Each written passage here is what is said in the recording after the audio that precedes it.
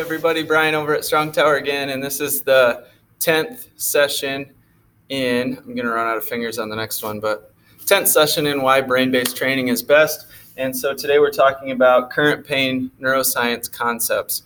And one key concept as we walk through this is a concept called the threat bucket. And basically, there's a lot of neuroscience research in the last 20, 30 years, particularly fMRI studies and blood flow and brain activation, and looking at that from really a lens that we didn't have before. Now that there's fMRI potential, and it's actually not super affordable, but more affordable than it used to be. So we have a lot more data and research, basically.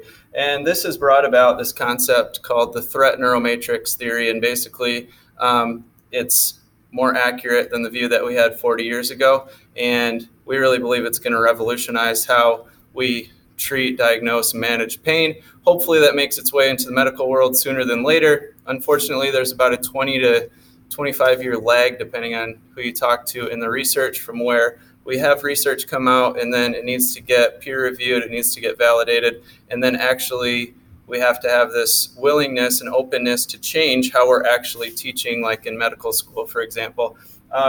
So being that this isn't medical school and it's the health and fitness space, I get to teach it, which is awesome and exciting because it's more accurate than, again, like the view that we had 40 years ago, which some doctors are still operating within.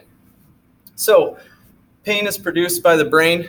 It's a signal. It's an output signal. We used to think it was an input signal from the body. Yes, you feel pain in different areas of the body, but a lot of times injury, tissue damage, and pain are not directly linked or correlated.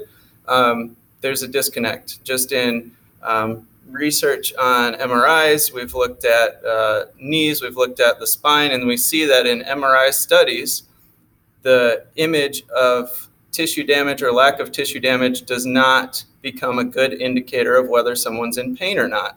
So we know it's not just an input signal indicating tissue damage from the body, it's actually produced at the brain level, and it's an output signal to the body. So hopefully that makes sense. It's produced in the brain. It's also an action signal. So oftentimes movement or changing something at a brain-based level is what this signal is telling you to do. So the idea is to protect, preserve, and sustain life. The brain's trying to do that by telling you that you need to take action, whatever that action might be.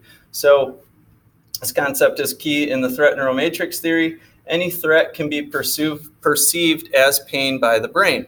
So that could be any of these things over here: poor visual skills, work stress, lack of exercise, poor balance, poor breathing mechanics, poor postural mechanics chronically over time, poor sleep, poor nutrition, or relational stress. Obviously, accident, injury, illness play into that too. So any of those threats can be perceived as pain by the brain. The brain will also, this isn't on here, but the brain will also use pathways that have been pre-established. So if you do have an existing injury and that pathway has been established in the brain, your threat levels go up high enough, you might get what was an old knee injury or an old knee pain where there's no tissue damage there anymore.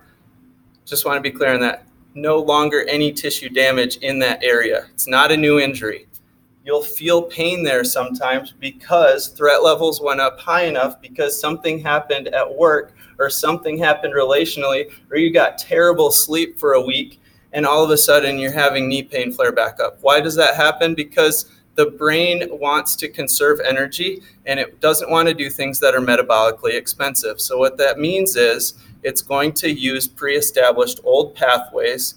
Even if the tissue has completely healed, you might still experience pain there because of this.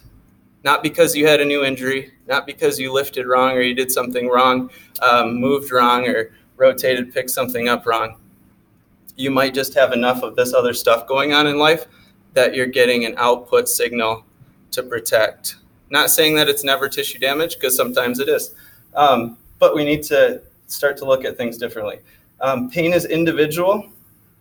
Pain modulation really comes about through threat modulation. So when we can improve your visual skills, improve your exercise, improve your work stress, improve your balance skills, improve your breathing mechanics through consistent practice, typically. It's a nifty breathing device that reminds me to practice, because I need a reminder like anybody else to change a habit, especially when it's something as subconscious as breathing.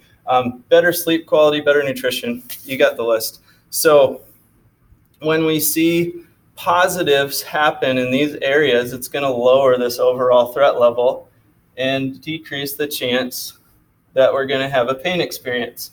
When all of this stuff is negative, it's going to hit a line, and everybody has a different line, and we basically use the term threat limit level. So that's your line of, okay, I've had enough threat. Your brain's going to start to protect you. One of the outputs that it can create is pain to protect. Pain is, again, a protective mechanism, and it's an action signal. So other outputs that the brain can produce, fatigue. Being so tired that you can't move, can't do anything is a great way to make you stop and slow down and pay attention and change this stuff. So fatigue can be an output produced by too much threat. Anxiety, depression, all of those things kind of play into it.